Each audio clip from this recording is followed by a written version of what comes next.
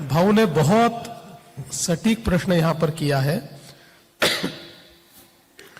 मैं थोड़ी क्रोनोलॉजी बताना चाहता हूं कि जिस समय लोकसभा का चुनाव था और हम अलायंस के लिए बैठे और करीब करीब अलायंस हमारा फाइनल हुआ, तो एक रात ऐसी आई कि जिस रात को उद्धव जी ने मुझे कहा कि देवेंद्र जी, हमको 2.5 साल के लिए मुख्यमंत्री पद चाहिए। और उन्होंने कहा कि मैंने आपके वरिष्ठों के भी कान पे ये बात रखी है और अब अंतिम फैसला आज कर लेंगे और 2.5 साल के लिए हमको मुख्यमंत्री का पद चाहिए। रात में करीब 1 बजा हुआ था। मैंने कहा देखिए, ये कोई फैसला तो मैं नहीं ले सकता क्योंकि मेरी पार्टी एक पार्लियामेंट्री बोर्ड के थ्रू फैसला करती है। तो मैं ये प्रयास करता हूँ, हमारे अध्यक्ष अमित भाई है, मैं अमित भाई से बात करता हूँ।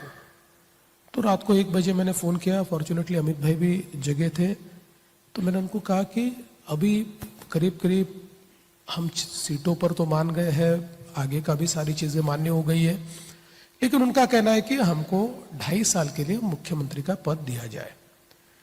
तो अमित भाई ने मुझे कहा कि नहीं, हमको मंजूर नहीं है और आप उनको कहिए कि हमको मंजूर नहीं। मैंने कहा अगर उनका कहना है ये मंजूर नहीं है तो हम अलायंस नहीं करेंगे। तो 2 टूक बात मुझे अमित शाह जी ने कही कि आप कह दीजिए कि नहीं होगा फिर अलायंस।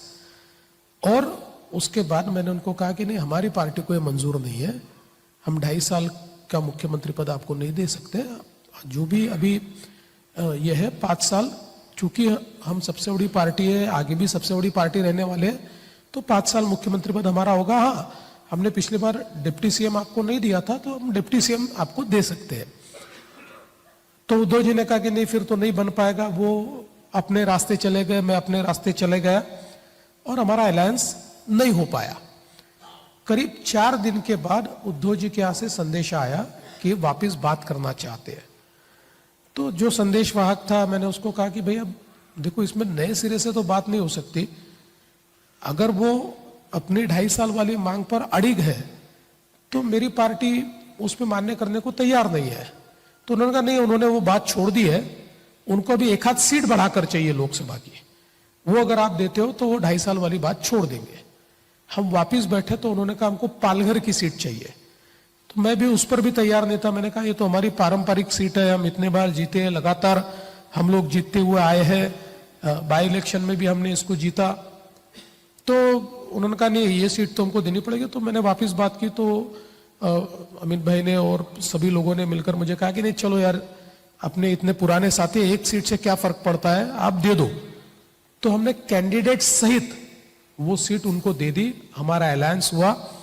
और मैं बताता हूं, अमित भाई को उन्होंने मुझे कहा कि जिस दिन हम प्रेस कॉन्फ्रेंस करने वाले थे, प्रेस कॉन्फ्रेंस के दिन, उससे 1 दिन पहले उनका मुझे फोन आया, बोले देखो यार, हमारी एक प्रकार से एक फेस सेविंग हमारा भी होना चाहिए। तो मुझे लगता है कि अमित भाई पहले मातोश्री पर आए और वहां से हम प्रेस के लिए जाए। तो मैंने उस प्रकार से अमित भाई से बात की। अमित भाई ने कहा कि लेकिन आप उनको ये बोलिए कि कोई टॉक्स ओपन नहीं होंगे। मैंने कहा नहीं, उनसे बात हो गई, कोई टॉक्स ओपन नहीं होंगे। और हम लोग गए। फिर वो थोड़ा उससे, मतलब जो अमित भाई को मैं लेकर जाने वाला था, उससे 1 घंटा पहले मुझे उनका फोन आया। बोले देवेंद्र जी, मैं अमित भाई से कुछ बातचीत करना चाहता हूँ। मैंने बोला क्या बात करना है? वो तो नहीं, वो ओपन नहीं करना है मुझे।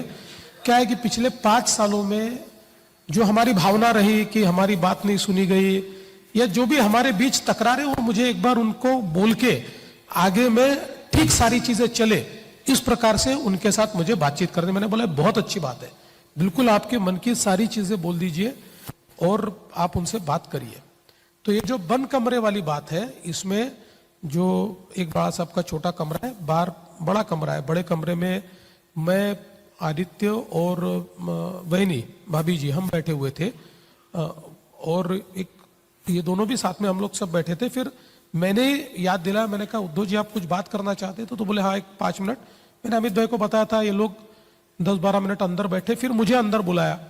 फिर बोले कि अभी बातचीत ऐसी हुई है कि एक फेस सेविंग हमको देना है, तो अभी जो आप प्रेस कॉन्फ्रेंस में ऐसा बोलिए कि सत्ता में हमको सहभागिता मिलेगी, समान रूप से हमको सहभागिता मिलेगी वगैरह, एक 3-4 चीजें उन्होंने कही। तो मैंने वो चीजें, ये तय हुआ कि सिर्फ मैं प्रेस में बोलूंगा, वो दोनों प्रेस में नहीं बोलेंगे। तो क्या बोलना है ये मैंने वहां बोल के दिखाया। फिर उन्होंने भाभी जी को बुलाया, फिर मैंने वो क्या कहते हैं उसको, रिवाइंड करते हैं ना, ऐसा अपनी कैसेट को रिवाइंड करके भाभी जी के सामने बोल के दिखाया। फिर वही मैंने हिंदी में भी बोल के दिखाया और फिर वो अप्रूव हो गया।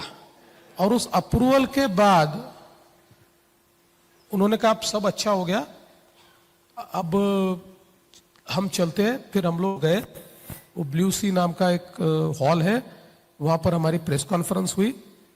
उस प्रेस कॉन्फ्रेंस में जैसे तय हुआ था वैसे मैंने मेरी कैसेट पूरी बजाई, मराठी में भी बजाई, हिंदी में भी बजाई। इन्होंने, किसी ने कोई बाकी बात नहीं कही। हमने प्रेस कॉन्फ्रेंस समाप्त की और हम लोग वापिस आए। इस पूरे चक्कर में कहीं पर भी ये बात नहीं हुई। अगर अंदर में 10 मिनट के लिए ये लोग बैठे थे, अगर अंदर में बात होती तो मेरे जाने के बाद मेरे से तो बात होती, मुझे तो बताया जाता कि ऐसा तय हुआ है या ऐसा विचार कर रहे। तो ऐसी कोई बात नहीं हुई थी। तो मुझे ये लगता है, और उसके बाद आपने भी देखा प्रधानमंत्री जी ने और अमित शाह जी ने, नड्डा जी ने, सभी ने बार बार अपने भाषणों में देवेंद्र के नेतृत्व में हम लोग लड़ रहे हैं, देवेंद्र मुख्यमंत्री बनेंगे। आप उस समय के उठाकर देख लीजिए जो वीडियोज है, जब ये घोषणा हुई तो उद्धव जी भी ताली बजा रहे सारी सभाओं में। उन्होंने भी कहा देवेंद्र जी के नेतृत्व में हम लोग लड़ रहे। और सवाल यह है कि मैं 1 मिनट के लिए, चलिए, उनको ये लगता है, कई बार ये आपने वो मुन्ना भाई MBBS देखी होगी, उसमें उनका आभास होता है कि सच में वो गांधी जी बन गए, उनको गांधी जी दिख रहे हैं।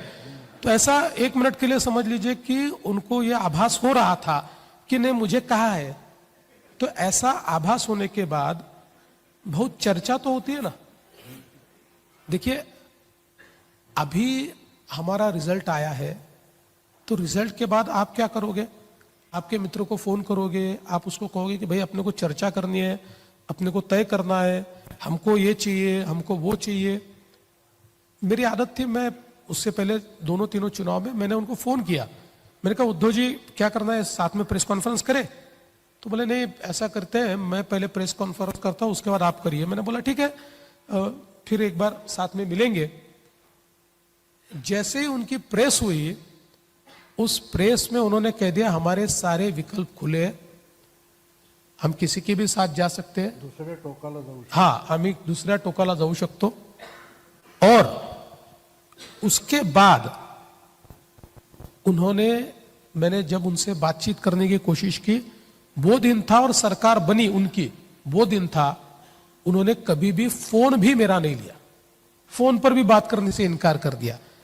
तो सवाल ये उठता है कि अगर आपको डिस्कशन करना है, अगर आपको ये आभास है कि नहीं मुझे किसी बंद कमरे में ये कहा गया था कि आपको सीएम का पद दिया जाएगा, तो चर्चा तो कर सकते थे।